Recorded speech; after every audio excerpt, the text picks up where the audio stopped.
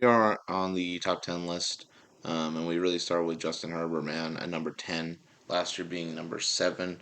So he dropped down 3 spots from last year. Mainly the big reason for me is the fact that he has health issues. He's been injured. I feel bad for him because his whole team gets injured, so his support is very limited, even with the talent being so high.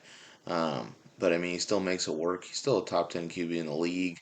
Just the numbers speak for itself. He just needs that playoff success, and I think that's another thing that kind of derails his countdown and where he stands in the league. Still young though. Justin Herbert's 26 years old, 3 years in the league. He has a 6 year, $291.98 million contract for him. He played 13 games this year, 65.1 completion percentage, 3,134 yards, 20 touchdowns, 7 interceptions, 93.2 rating with a 64.1 QBR. No accolades, no playoffs, just, kind of stagnant on that. Like I said, injury prone. He has, though, the potential to be an elite QB. I would love to see him go far in the playoffs. I would love for him to prove people wrong. I still think he's got such a great arm to him. And, I think he's got some great instincts out there. Definitely a talented guy, talented guy. Just, he needs some help. He needs to stay healthy. And, yeah, hopefully we can see more of him and for him to ball out, for him to get a chance in the playoffs. Number 9, man, we got Jared Goff. Last year was an honorable mention. This year, well, he stepped up very much so. Got some weapons, got better. The team got better. Made a playoff run. Actually won their first division title in 20 something years. Overall, he's exceeded expectations, right? I mean, he last time we really saw him be so good was LA during that time when they got to the Super Bowl. Then he got, in my opinion, scared. I mean, it also is the fact that the Patriots had a great defense that Super Bowl. He just seemed so flustered, couldn't really do anything, couldn't move the ball, and yeah, they lost a really boring one, 13-3 to the Pats.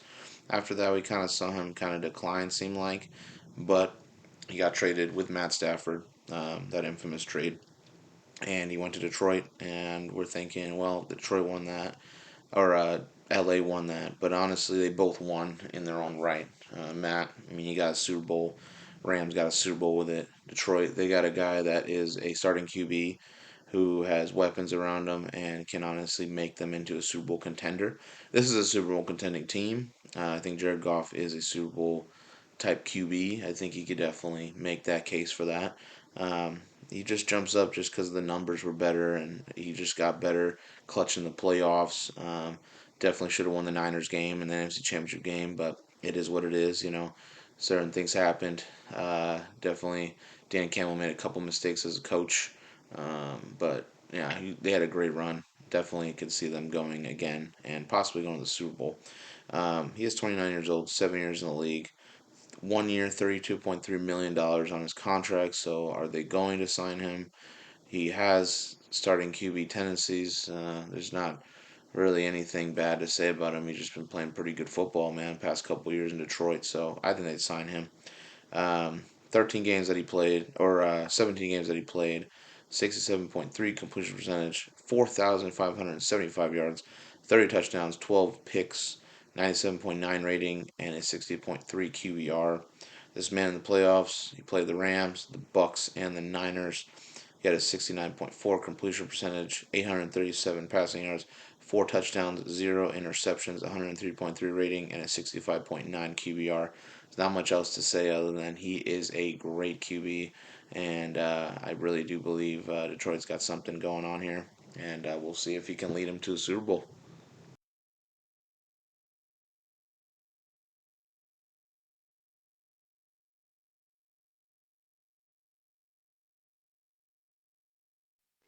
I think it's really impressive to put this guy up here. CJ Stroud, man, last year he wasn't ranked because he was in college. The fact that as a rookie he's already in the top 10 says a lot about him. A lot of them, the phrase, he's him, he's the man, he's the dude, and whatever you want to call it. He really is the future of the NFL, man. In my opinion, I think he's got everything that you want. He's got a little bit of some, he can stretch the field and make sure that he gets plays downfield there. He has the ability to run. He has the ability of throwing amazing passes. He's got a cannon, great leadership, great field general.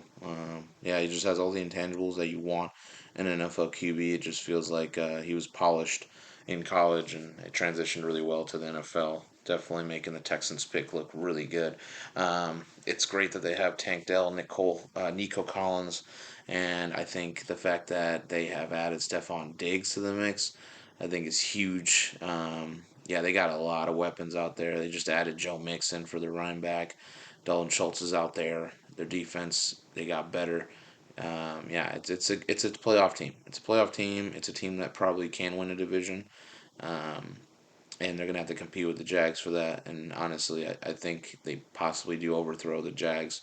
Um, Overall, I mean, this is a team that can go very far. I mean, they almost did. They almost beat the Ravens in the divisional round. So this is a team that's scrappy and it's young and it's trying to prove something.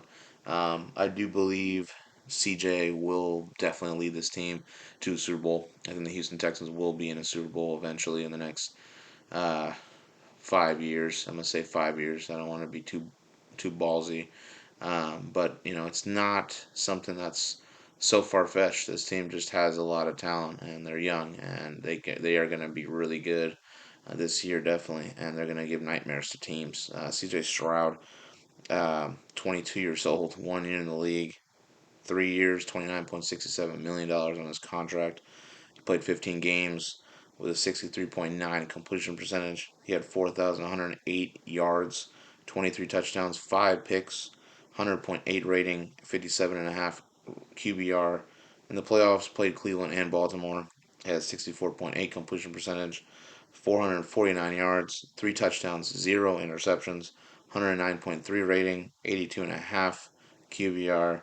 He was offensive rookie year. He was eighth in the MVP voting as a rookie. He was a Pro Bowler. Again, bright future for this kid. He's got a lot of talent. Watch out for him this year. Watch out for the Texans. Number seven. So you look at the 49ers franchise in history.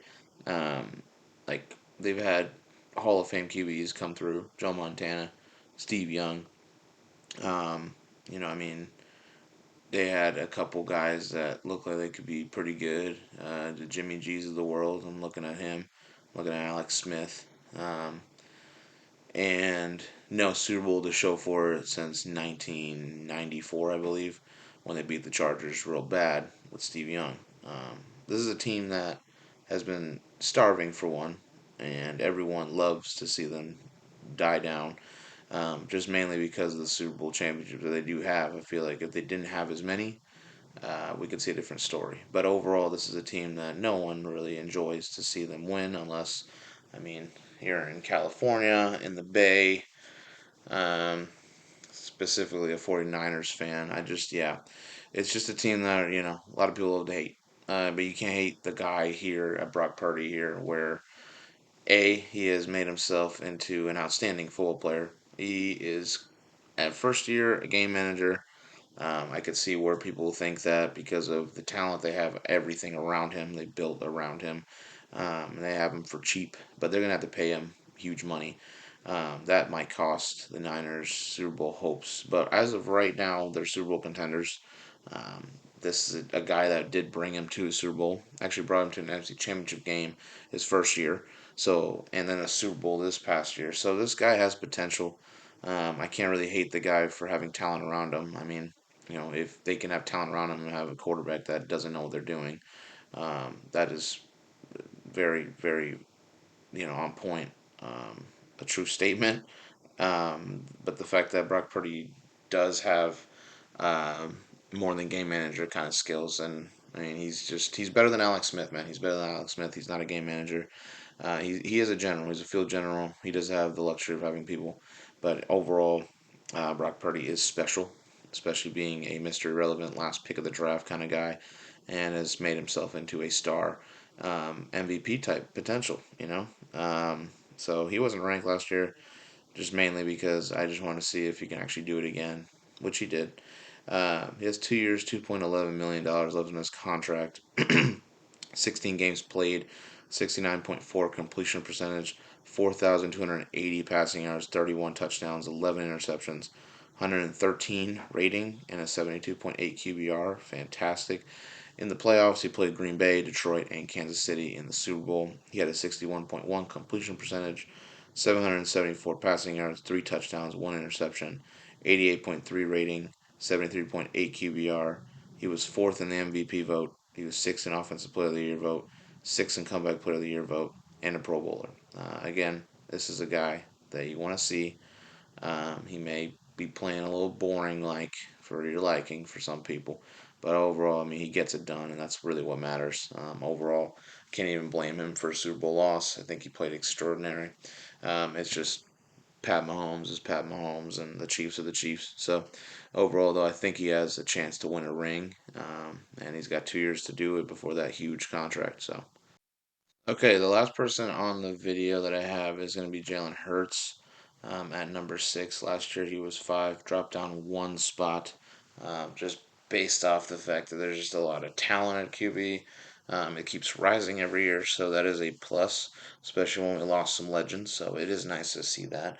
But overall, I mean, he lost it just because of the one spot due to the talent potential and honestly, I did not enjoy the amount of turnovers that he had. It was a dysfunctional organization at the end of the year. Definitely a team that I thought was Super Bowl favorites when we first started that season. And look what happened. You know, it's unfortunate they did lose Fletcher Cox, Jason Kelsey, got Brandon Graham for one more year. A little his little detour, his retirement detour over there. But yeah, man. I mean, Jalen Hurts is not terrible. He's not a bad QB, dude. He is a starting QB. He's made that apparent. He's led him to a Super Bowl. He has an arm. He has the ability of being a great hybrid QB where he can roll out and he can run for some yardage. Definitely a great goal line guy with their little brotherly shove that they got going on there. That's pretty neat. Now overall, Philadelphia had some great signings this offseason. They had some great draft prospects that they drafted. So I think this team will go back to relevancy. I don't see them slipping any time soon. Um, Definitely still think Jalen Hurts needs to, limit his turnovers. But I mean, yeah, that was just a little sophomore, a little slump there for him for starting QB. But Jalen Hurts, I mean, yeah, I think he's got a lot of potential. This guy's got a lot of potential to do some great things, and I don't believe Philly should give up on the fact that he is um, definitely their modern day little Donovan McNabb. You know what I mean? So overall, not um, I'm not gonna say anything bad about the guy. Overall, though, Jalen Hurts, he is 25 years old. He's been in the league for about 3 or 4 years now. 5 years, $155.8 million on his deal. Um, 17 games played, 65.4 completion percentage, 3,858 passing yards, 23 touchdowns, 15 interceptions, 89.1 rating with a 60.1 QBR. He also, like I said, ran the ball really well. 157 rushes for 605 rushing yards, 15 touchdowns. Did fumble it 6 times, lost it 4 times. Postseason against Tampa, he had a 71.4 completion percentage, 250 yards, 1 touchdown, 0 interceptions, 100.9 rating with a 40 QBR and a Pro Bowl. So overall, had some great years. I've had a great season and has had some great moments. We just got to see him do it again, and I do believe that he can be effective, and I think he could lead him to a Super Bowl.